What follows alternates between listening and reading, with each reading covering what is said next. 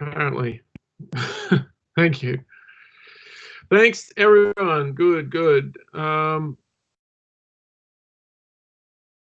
Okay, so I'm just going to flip out to the other window to make sure that it's not duplicating again like it did last week. We had a bit of a technical issue there. Yep, we're good. Okay, no one panicking or in the wrong section. So I got my feed open here. All right, welcome everybody. And tonight what we're going to go through is a little bit of a discussion on difficult problems. And I wanted to just sort of clarify some questions as well. So far so good. I'm really enjoying the discussion that we're having on Teams about the problems and the way that we're shaping them. So, and that's great. I was in a session today at a conference and they were talking about modeling problems. And it was interesting to see that they're still using ideas from, long time ago. And it's good to see some things never change. That was quite a relief. But let's get on with what we've got to do today. And on that note, I'm going to attempt a screen share over here. If you can't see the slides now, I wanted to go through this process with you and let me know if you can't see that. So I've got the Griffith Business School logo up and we're having a little bit of a walkthrough. Before I get into this, does anyone have any questions about the assignment that you need answered, or are there any kind of follow-up issues that you'd like to talk about? Please let me know. Otherwise, I'll just kick on with this. All right. So a bit of a conceptual leap, and I wanted to take a bit of time to no, Jordan, good question. Will you be assigned your teams on Friday PM? We're trying to do it tomorrow, but you won't be expected to submit anything until the deadline. So that will be at 11:30 tomorrow. We're meeting to try and 11 o'clock. Sorry, we're meeting tomorrow to set it all up. So you'll be allocated to a group. Yeah, Tala, go right ahead. You can ask your question.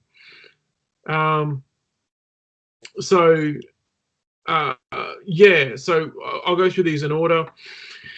You'll get a little notification of the group that you're in, and I will post some instructions regarding that. So that'll be tomorrow, hopefully. We're all meeting to figure it out. Those of you, so there is a complication with that. If you've been granted an extension and the feedback doesn't come on time, I will extend the deadline automatically for you. So don't worry about the deadline on this one. I will keep you posted about that because this is very experimental.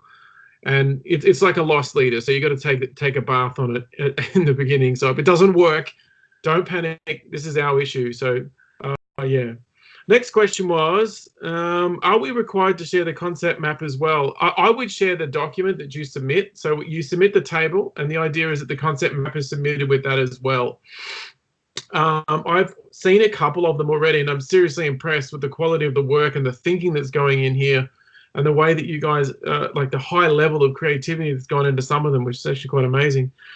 I would definitely share that, share the whole lot. Do you want to see our analysis where we go to dismantle the problem in the template, or just go into the mapping? Do you want to see our analysis where we go, sorry, my phone keeps blacking out on me. Do you want to see our analysis where we go dismantle the problem in the template or just in the mapping? Good question. I would just have the table first as the way that it's laid out. So put whatever you want in that table and put the mapping in afterwards. Your analysis has to be implied, so I should be able to work it out. That's it. That you don't need to explain it in any detail, and I don't need to see that necessarily because it'll be obvious by your findings because I know what I'm looking for. No worries, Vince. James says, can you supplement the table with additional text, a couple of paragraphs? Yeah, by all means. Like, again, like the way that I've got it there, if you feel like you need to explain more, you can. I haven't put a word limit on this first one. There is on the second one though, so try and stick within those boundaries if you can. I think I've said 750 words, something like that. But this one, if you want to add bits and pieces, if you don't think it's clear, then you can do that. But the map should be fairly clear. I've seen some already. You guys have been sharing them and asking for direction and that, and some of them are actually pretty good so far. yeah, try to keep your supplementary or your appendices in a little bit of a neater format if you can, and just add as maybe add like a paragraph afterwards or something like that. But yeah, by all means, if you need it.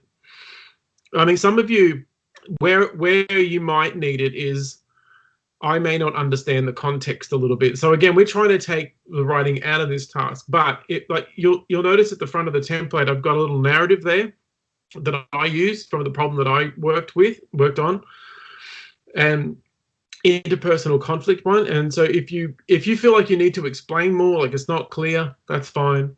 So one thing to do is when you're writing that up, if you start to get into a really long story and it's very developed and it's getting into that wicked problem territory, pare it back. Choose to focus on a subset of it. But most people that I've seen, most people are doing a good job. And those of you that have asked for scoping guidance, I've seen some really big problems, and I'm trying to get you to focus a little bit more. Andrew says it doesn't seem that hard, and I have been wondering if I'm missing something, or is it that we are dealing with problems that we can solve with the process?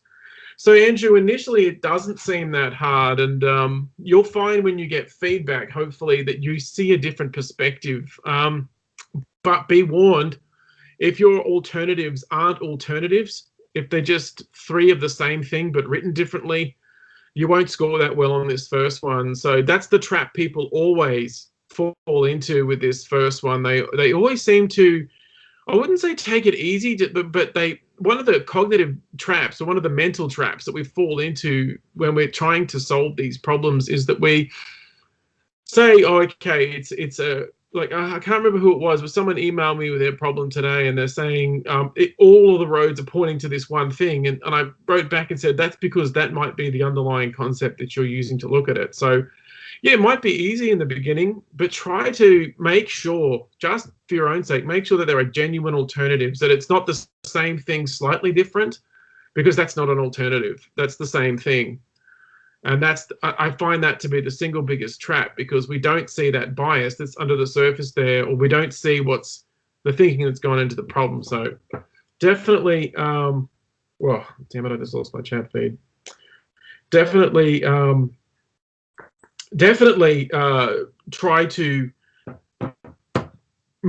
make sure that's, I can't say too much more than that really, but just make sure they're genuine alternatives. Like, like look at the example that I've got there. But yeah, it will get harder as you try to simplify the solution. And some people have picked different issues. So I've actually had 3 or 4 different bits of feedback. So in the course feedback, when you guys submit it, it'd be great if you could say, I found this first part too easy, or send me an email or whatever, or Teams chat, because I've had people say it was too hard. So it's an interesting problem, actually.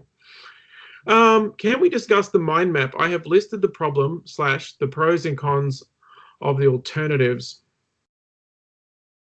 If you feel you need to, like if you feel it's not clear and you need that extra bit of security, then by all means, I won't penalize anyone for doing that.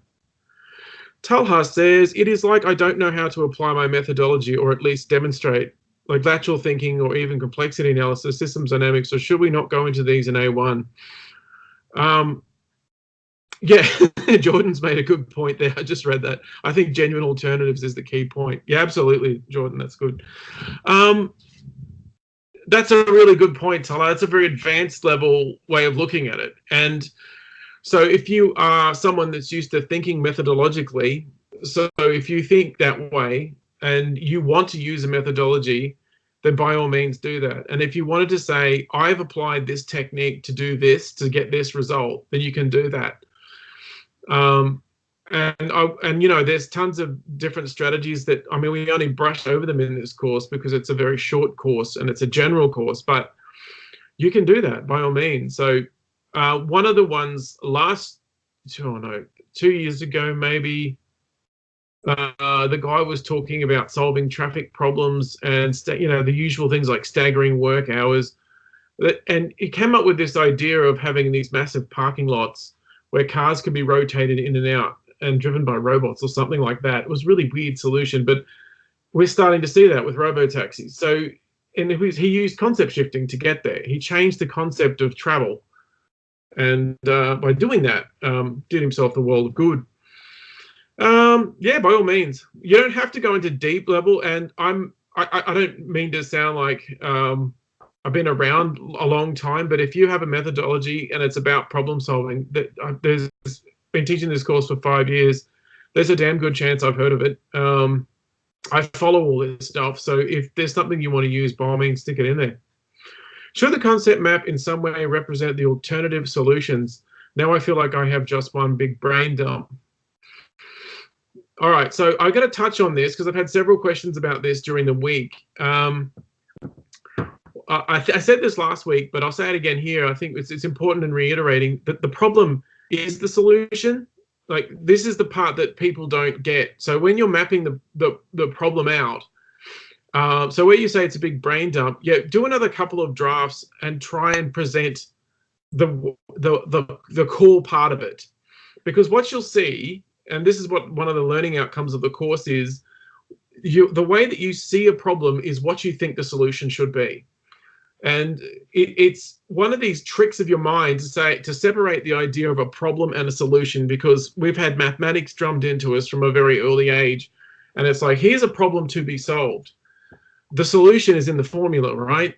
So try and refine it as much as you can to be representative of something. But if it gets to the point where you think, I don't think this makes sense, you've overthought it, it's overcooked, just leave it and I will figure it out.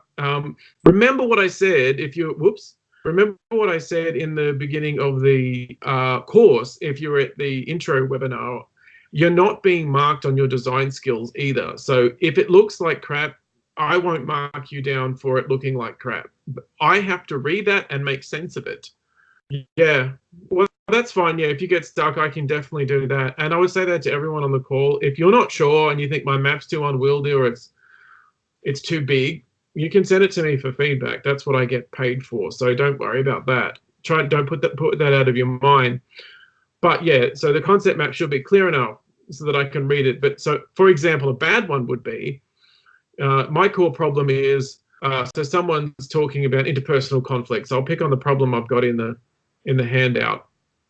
And then that's interpersonal conflict. And then I start talking about chairs. Like, if it's not related and I can't follow it, it's not logical, but it should be. Can you put up a map? Sorry, let me just, that's a good idea, Andrew. We'll do that. Can you put up a map example tonight, please, and explain it? I've watched all the videos. Yep, no problem. So I actually had that idea today, but from a different level. So that's a damn good suggestion. Let me see if I can do that. So I'll just stop sharing. This is just I don't think there's much in here that we need to discuss. If you want to talk about any of these, we can. I'll come back to that. Let me just find a good one for you.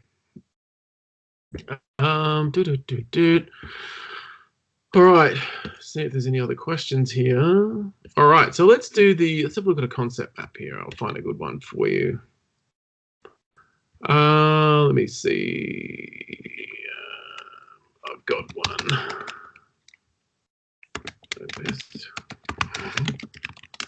I'll see if I can load this into the chats. So here. All right. I'm trying to find a non-technical one. I know. There was one that I shared in the group. I'll see if I can just dig that up.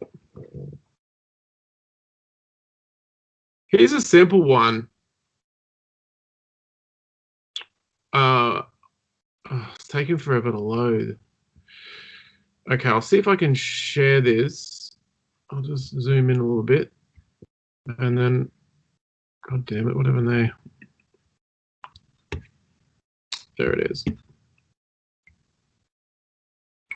Give me a second here. I'm having slight technical difficulties with my...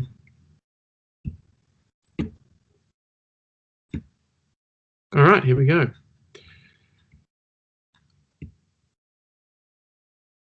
All right, so while that's loading, I'll see if I can share my screen.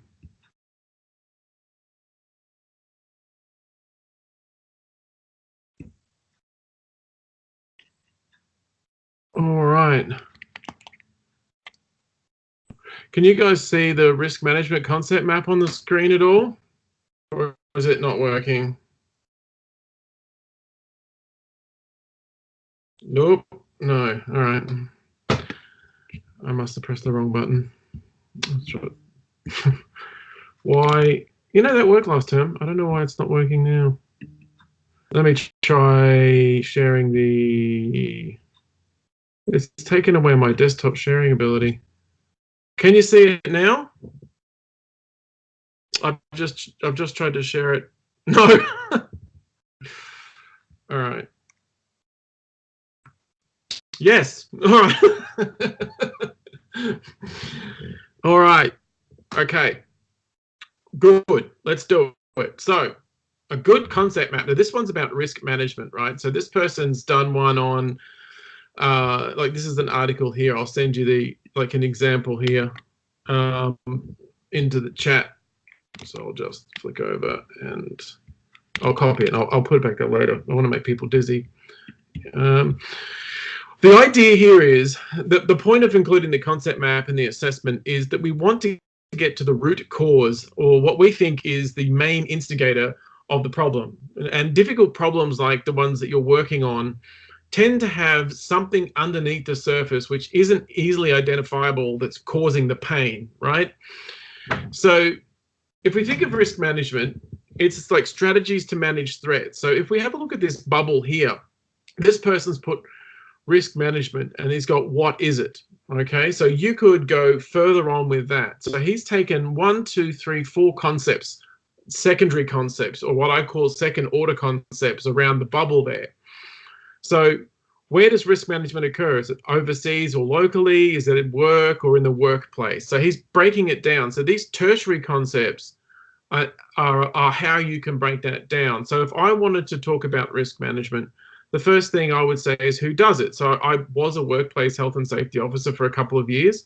So I can go, okay, who does it? Well, the workplace health and safety officer does it. They report to management. And then what's the format of the report? And you can literally branch out in massive bubbles here. What you want to do in your concept map is try to get it down to 4 levels if you can. So this is just like, I'll copy this for you so you can have a look at it. Oh, that's actually better there. It looks a lot cleaner, doesn't it? So then so this is risk management. So now I can read this and go, okay, risk management's about reporting to management about hazards, right? So where does it occur? These are the areas that it occurs. What methods can I use? I can use a computer. I can use the traditional 5x5 grid. I can use SWOT analysis or PESTLE or something like that, right? The idea here is to just explain the concept from a strategic vantage point where I think so. And a lot of the comments that have been up in the assessment section, what I've noticed is people want to explain everything in the map. It's a map, right? So it's a map. You're guiding me through the territory so that I could look at it and go, oh, I see what the problem is. Okay, so that's all you need to do there. So 3 key things when you're doing the mapping. So first one is the top level concept. What is you think the main problem is? The second part are what are the connecting elements underneath that? And then the third layer down there, like in this example here. This is a near perfect example of what a concept map is about. So is it just the issues in the mind map and not the solutions? That's correct. So by the end of the feedback, you'll realize, hopefully, you'll realize that the issues that you've identified that create the problem context also suggest the solution. So that's the tough part. The solution will be under the surface where we all make the mistake. And there's been excellent research done on this in the 70s on cognitive biases, if you've heard of that. The cognitive biases stuff pointed out that we bring subconscious biases with us every time we make decisions. We can't help it. It's just part of being human. We have tribal ones, values-based, cultural ones, and other ones as well. So don't think too much about it. Just shove it on the piece of paper and say, this is what I think the problem is. Here's the best part. It can't be wrong, right? I can't say to you, well, I completely disagree because I don't know your context, right? And these things are very subjective, and that's the point. Let me see if I can find another one. Let me see. wonder if there was one on, we used to use one in first year that was actually a little bit more logical. This one's sort of, oh, wait a minute, that's not what I wanted. Let me see, it's one of these, there it is there. So wait for this to load. So this one's got a little bit more visual representation, right? So I will just, I'll remember to copy these. I'll leave them on the screen and I'll copy them. You'll see in that middle part, it's got water, and then it talks about where the resources come from. It links in evaporation and precipitation from the sun. So if you've done the sustainability course, we talk about how everything is connected. We kind of pick up on that philosophy in this course as well, and we take it, but we drill down to your particular problem. Everything is connected to the way that you see that problem and the people in it, right? Have a look at this. This is like this one is being used worldwide, so this is a very well-known one. It's this person's actually redrawn it, but there are other versions of it. So you can see here all these things that are connected to it. And again, what you said, Andrew, is correct. It's just the issues. So the issues of evaporation, and where does water come from? Where is it going? Condensation, recycling, and stuff like that. Okay. All right. Just checking the questions. Sorry, I'm confused. So look back at how to do the video, and there's an example of pros and cons. So I'll just get to your question in a second. There's a question I missed here from Brooke. Should we offer more than one solution, or do we build the solutions together? When you're writing so that'd be about the table, right? So you can have multiple solutions because it can be a staged solution. So ultimately, it's one big solution at the end. So just write, if you've got multiple ideas or steps, if you've got multiple ideas or steps, if you're thinking like a phased logical approach, you'll still wind up with the problem being solved, right? So just shove them all in there. That's fine. It doesn't have to be one complete, neat solution. That's not the way life works. So Andrew says, sorry, I'm confused. So look back at the how-to video, and there is an example of with pros and cons. All right, good question. So pros and cons is a type of problem solving, right? I can't remember the proper name for it at the moment, but basically there's a decision tool that you can use with pros and cons, right? That's just one way to do the mapping. You don't have to do it that way. I put it there because a lot of people in the course last year and the year before really did that. They said, here's the positives of my approach and here's the negatives of my approach. And it's just a way that people like to think. You don't have to do that. You can do it the way that this water diagram is represented. It depends on how you learn, right, and how you think. If you find that it's easier for you to draw a picture and like this water example, then you might want to do that. But broadly speaking, I think most people that are weighing something up and they're looking at a possibility of a solution might want to look at it as from a positive. I mean, you don't have to say pros and cons. You can say positives and negatives. Like another technique that I've seen called causal systems diagrams or causal maps, if you wanted to do it that way. You have a look at this example here. This is a really cool way of doing it, and this is what I use generally if I'm trying to model something out, because academics, you can do it this way. It's logical, why and how, if you were thinking about it. Sometimes you can put pluses and minuses on those arrows as well. So yeah, there's no hard and fast rules on how to draw a concept map. And there's also there's thousands of tutorials out there. So if you get stuck, there's some really good ones on YouTube if you want to know that. But again, just send me the map and say, is this right? And I'll tell you yes or no. And that might be the easiest way to do it. Yeah, the example with the pros and cons, that's just an option. That's one way. Majority of people back in 2017 liked that because it was like, here's the positives, here's the negatives. So plus and minus. In my problem, I can identify 4 transformations in the problem definition that needs to be worked on. Do I map alternative solutions for all 4? Or should I just treat each solution as an alternative solution? For example, yeah, Lucidchart's great. I'll show you some examples of what I use that for. And you have a free academic license, but you've got to contact them. Oh, sorry, I'm jumping ahead. Let me start that again. Sorry. Yeah, and it's free. It's awesome. For examples, thank you, Nathan and others. I haven't got that far in the chat window yet. In my problem, sorry, Tyler, I'll start again. I can identify 4 transformations in the problem definition that need to be worked on. Do I map alternative solutions for all 4? Good question. I haven't read your problem, so I can't comment on that first part, but I'll get back to what I think in a second. Or should I just treat each transformation as an alternative solution? Yes, that's what you should do. For example, strategy needs alignment and communication channels needs to be formed. Or do I just try to link all 4 with a single solution? So that depends. So in a situation where you're looking at transformative change and leadership and you're saying we need to go in a new direction, you're setting a vision, right? It's very easy to say we need to be the #1 in our space. We need to be the best university in the world. So now, underneath that would be the steps to get there, right? So we have to publish more, we need grants, we need high quality X, Y, Z, whatever it might be.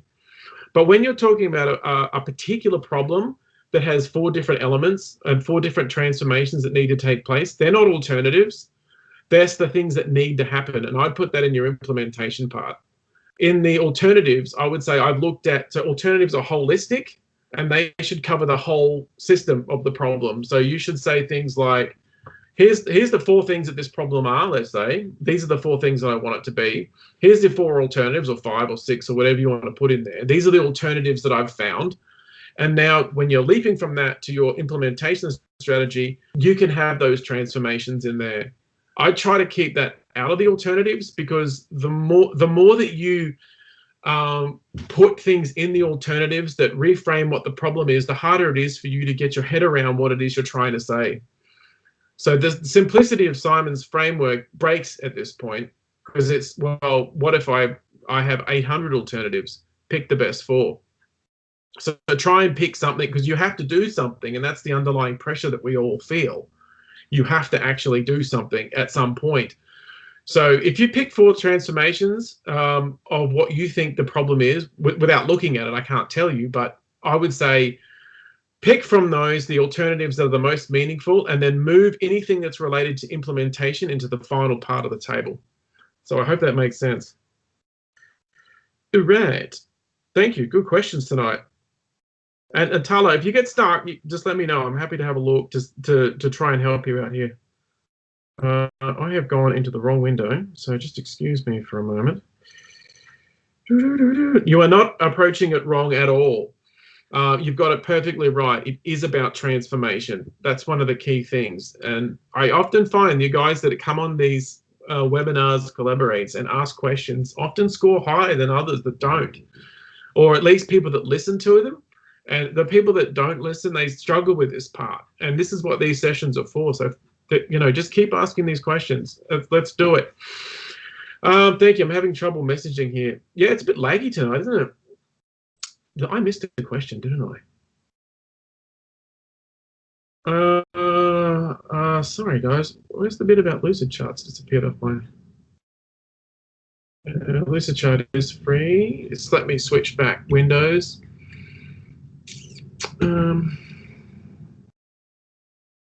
I'll just stop sharing the screen for a second.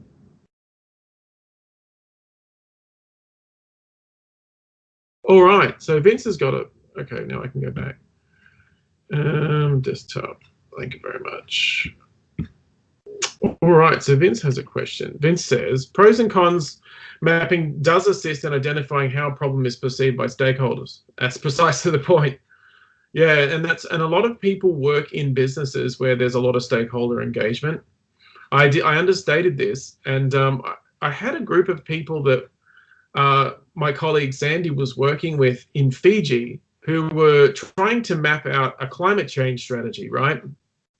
And we were really struggling with them, trying to explain to them like what we don't know what to do. How do we do this? And so we had this exercise plan called stakeholder analysis, where we looked at the different roles that the people in the government had.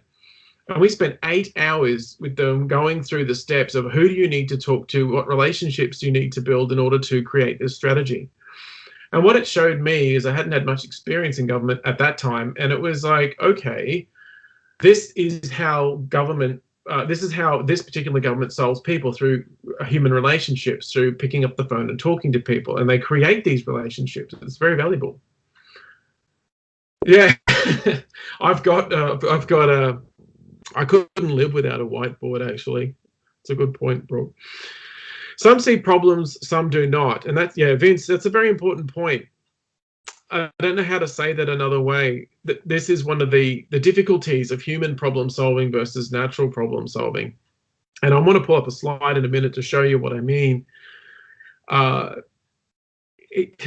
Humans all have different opinions, and sometimes you'll find yourself deep in a conflict with someone simply because their worldview is different. So a lot of the stakeholder stuff that you're talking about, Vince, is you know, it's about the exchange of worldviews and different worldviews that shape the problem as well, different ways of seeing. And those of you that have ever mentored or coached someone or walked someone through a complicated process, you'll know what I mean, that they don't see what you see, but then after a period of time, they start to see it their own way. And, you know, coaching can be a wonderful experience. It can be terrible, but anyway, a whiteboard. Yeah, I read that bit. Check out the Google Jamboard. Oh, thanks for that, Andrew. I haven't heard of that. You were going to start selling them.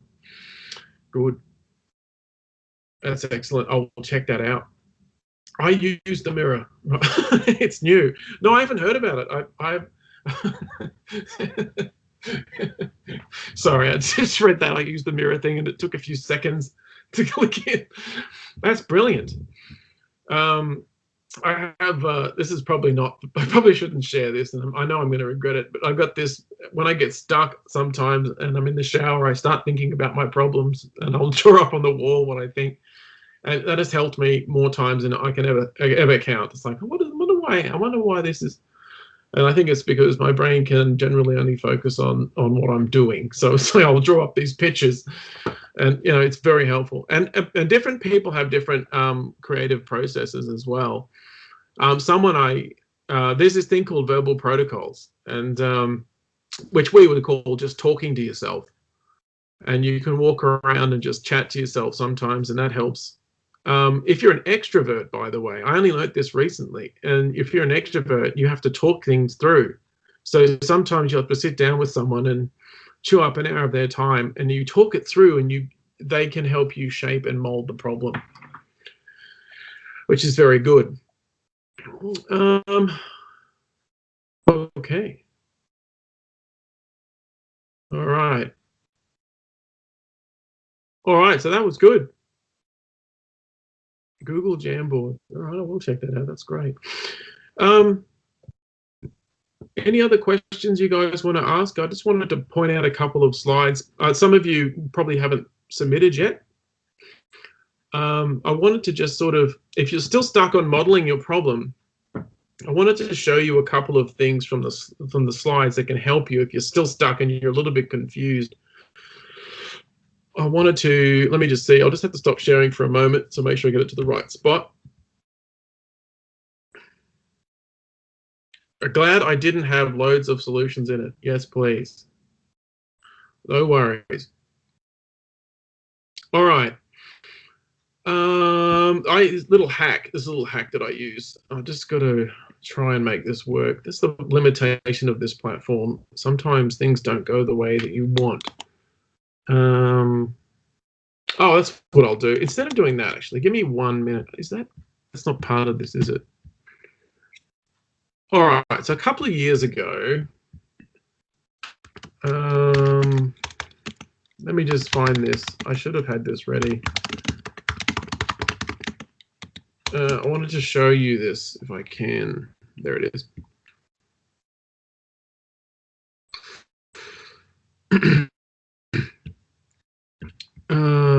Let me see. This is an oversimplification of it, but this is the simplest way I know to start modeling. Not modeling in the sense, so you'll see it in a minute, it'll come up. Why isn't it working? The world is against me. Where are you? Come on. That's the one I wanted. want the whole picture though, not part of it.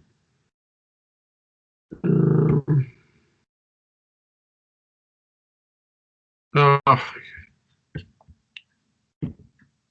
all right, give me 1 second. Yeah, 1 second. Okay. So I wrote this a few years ago. Full text available. Yes, please. Oh, there it is there. View full text. Come on.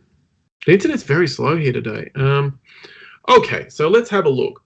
Oh yeah, got to share the screen. That would help. Okay.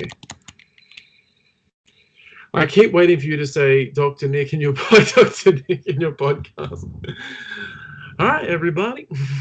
Simpsons reference. Okay, I'm going to share the screen now. And all right. I've been locked inside a room all week. Those Jamboards aren't cheap, Andrew. All right, now I want to see these Jamboards. Okay. All right. Can we? Oh, Brooke, your conversation's popped up in the wrong. $7,000. Bloody hell.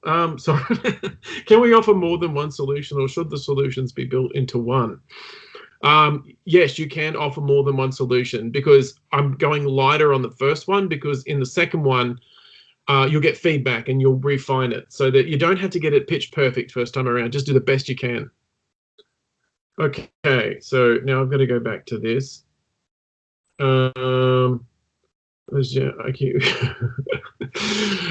regards to alternative solutions suggested, surely they do need the ability of being implementable.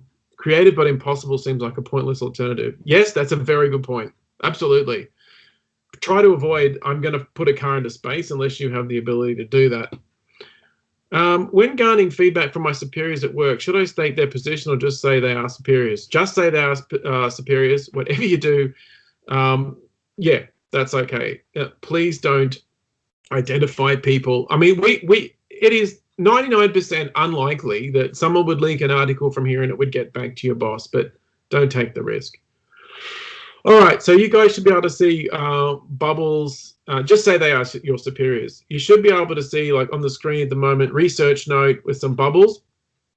This is a place to start if you're getting stuck. So I like to do it this way because, I don't know, I think this way. I like to work backwards. So if for example, in this picture, you'll see like I've got a little square in the middle that says housing crisis, and then I've got the key actors that are involved. I might, and this is an oversimplification. So if you're a finance whiz, I apologize in advance, but this is just an example of ways of modeling and getting to the heart of an issue, right? So you can draw out 4 bubbles of who you think the 4 key people are. So you could look at it this way. I would look at it this way. The problem is the housing crisis.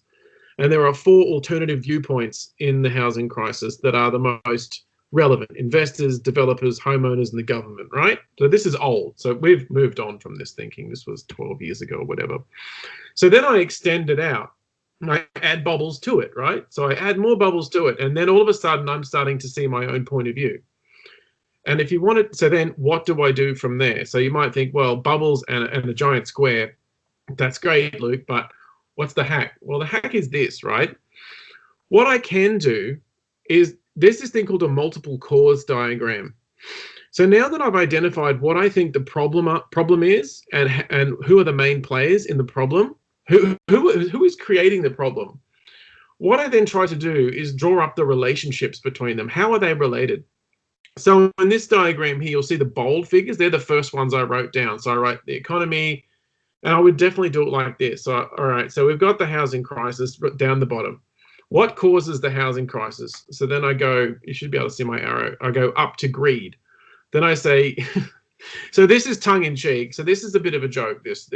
I'm not saying that investors are greedy or anything like that. It was just to make a point. And the paper did get published. So then you've got capital. And this actually, I took this point of view from an article. So I decoded the article and shoved it in here.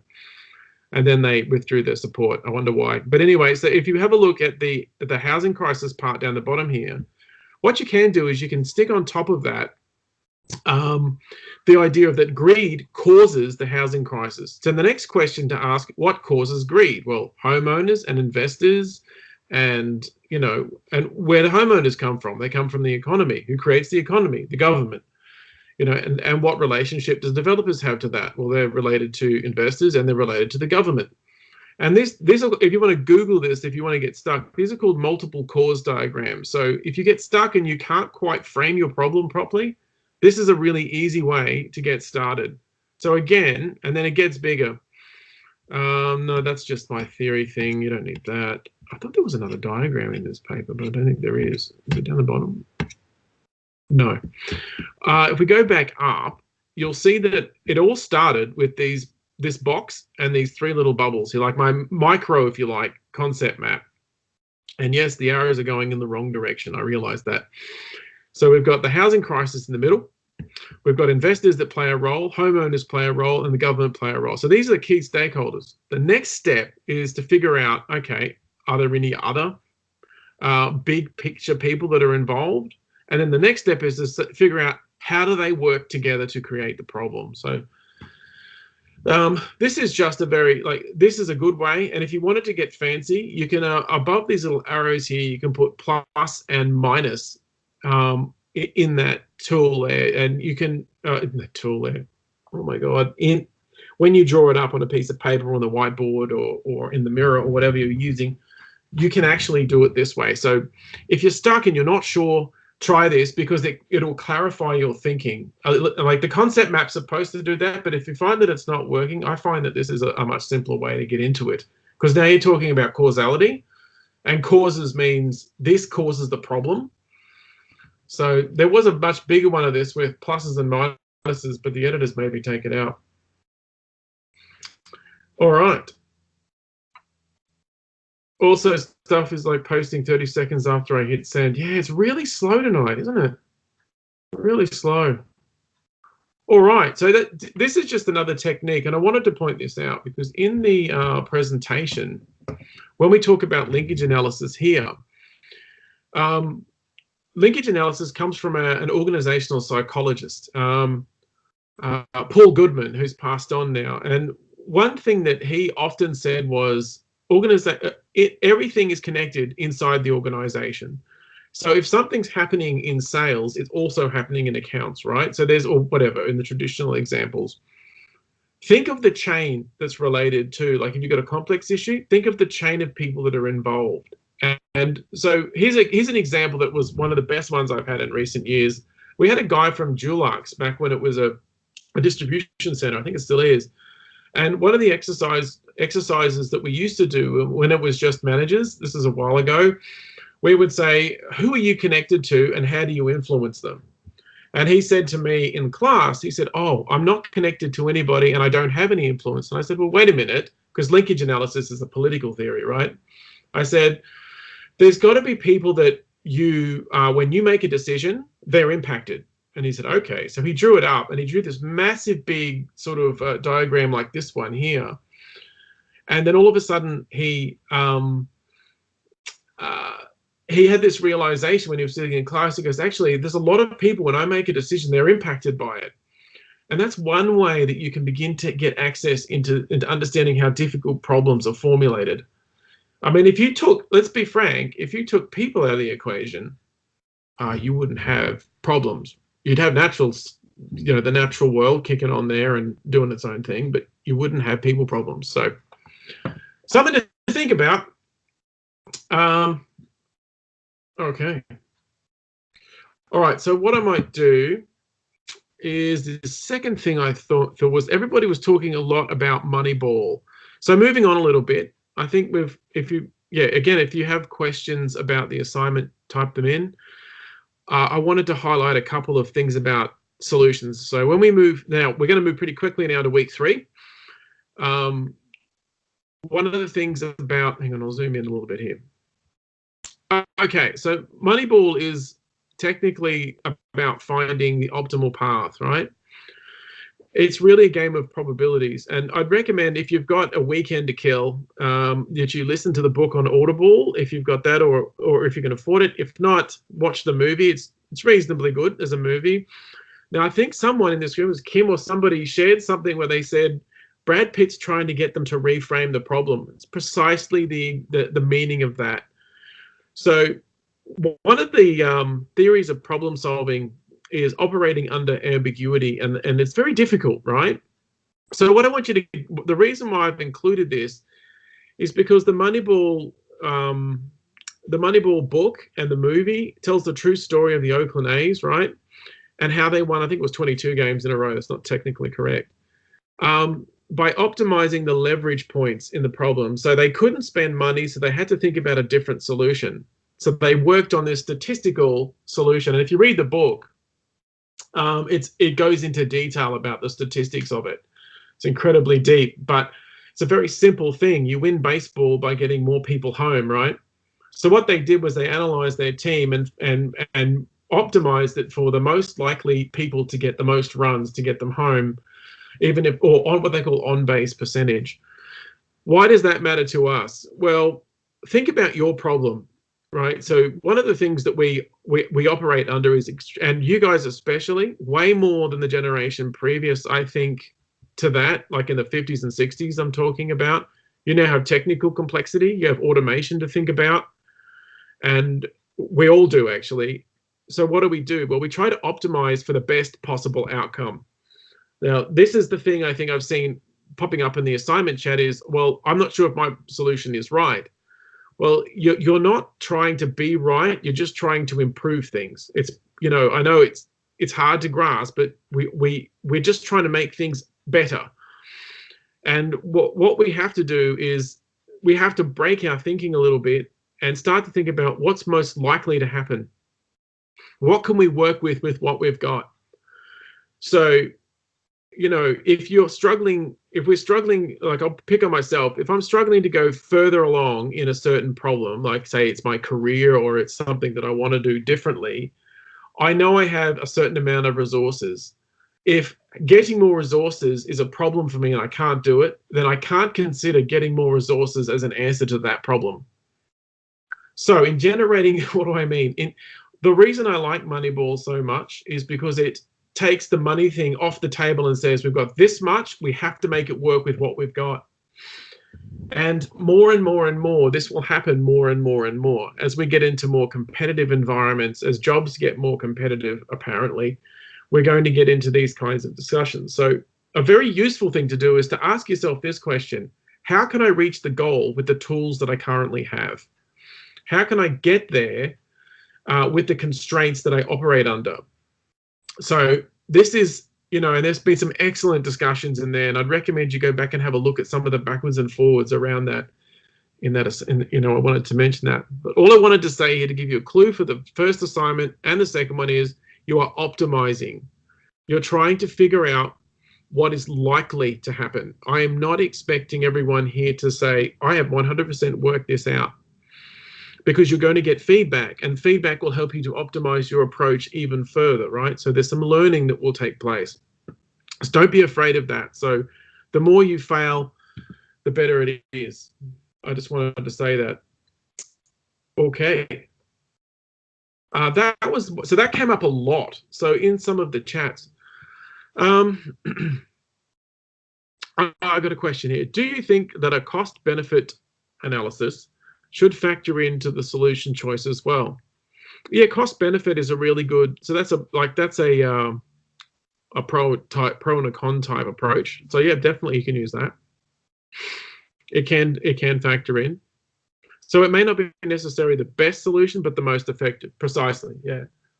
You have to be realistic. And I know that maybe some of you can relate to this. I go to these meetings and someone will get up on the board and they'll put up a chart and they'll say, in 5 years, things are going to be great. But that's not the way the world works. Like, we constantly dealing with fluxes and changes in the market. In our business, in the higher education business, we can have no students turn up in a program and then it'll take us 4 months to figure out why that happened, but we still have to close the program, right? Or we still have to, we've already resourced it and now we've lost that money. So these are the weird things that can happen in a market like this. So we can only ever optimize for the most likely best outcome. So yeah, that's a really good point, Jordan.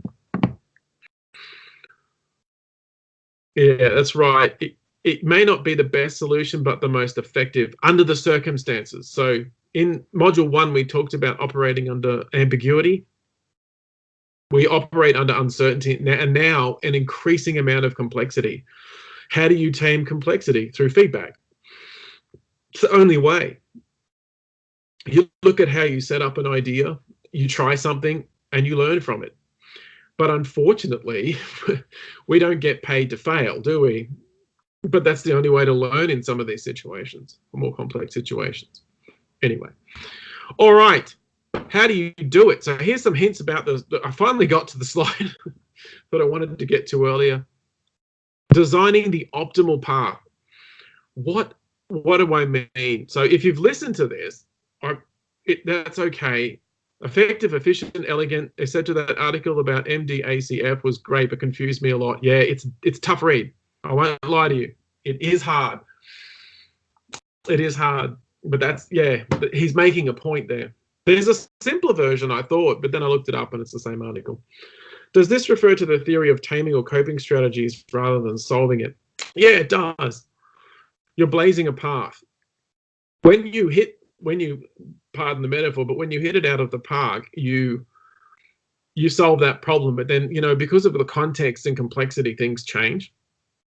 So you can improve things. But what I want to highlight here is that your solution should be the optimal path. So in other words, so you've got a couple of ideas here. The solution is clear, but the path is not always clear. So that's a hard thing to grasp. Like when human thinking, we think of our current situation. So we're over here and we're moving in this direction. We're going forward. As we're going forward, we might find that we hit these obstacles, right? Even though we're on the optimal path. Well, then we have to work around those obstacles to get to our solution.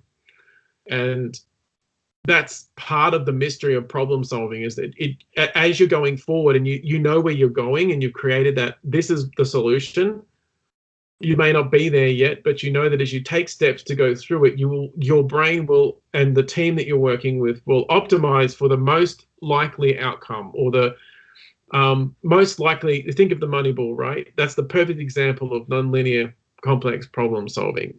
You're just trying to carve a path through the complexity to get to the solution as fast and as optimally as possible. You may only get halfway there, but if you know where the path is and you know what the goal is, then at least you can start to think of creative ways to tackle that.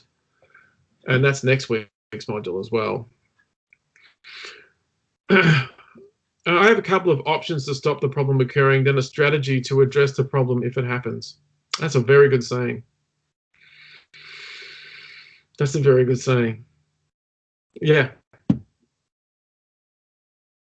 It's funny because ideally we want to do what Akov said, which is remove the conditions that make the problem happen. So we want to take away what made the problem happen, like in our example over here. We want to remove some of these invisible factors, right? We want the intangible things, we want to get rid of them, but we can't always do that.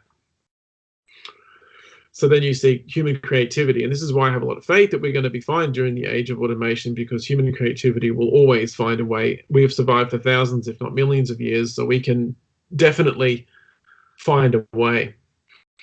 We can adapt. All right. So that's just one thing I wanted to make clear. Don't be too, if you get to the end and you say, I don't really have a solution, but you have some ideas, that's enough for this first part. So don't overinvest in getting it absolutely right, because this is not going to be one of those things. Oh, absolutely, Andrew. And I've got to get into the habit of reading these out loud. Do you think there should be more time spent in management getting to know the root cause of the problem before moving into solutions? Yep. We need to reflect on why things happen more, and and the reasons for that. And we need to stop jumping to immediately landing on certain ideologies as well sometimes. And by that I mean, in my discipline, it's always finance related with technology and stuff like that. It's like, we need more money. Well, there isn't any more money. So you have to figure out a way to solve this without money. Like, you have to think about different strategies. So that's absolutely true. I shouldn't say that. There you go. It's a good point, Andrew. It's a very good point. We focus on that through our working backwards program. Oh, I'll have to check that out, Nathan. If you could send me some information on that, that'd be perfect. That'd be good. Next movie should be Cool Runnings. Amazon. I'll definitely check that out. Um, yeah, next movie should be Cool Runnings. Yeah, that's the perfect example. Cool Runnings. It's you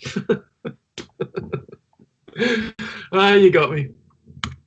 All right, so I think Amazon Web Services I can chat. Yes, Nathan, I was in a meeting today and they were talking about Google Cloud and Amazon Web Services, and I haven't kept up with it. And I saw today how that's going to replace a lot of the infrastructure we have, and it's already replacing it. It's interesting.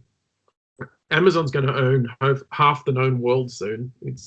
They're going to be a multi-trillion-dollar company, I think, with their strategy.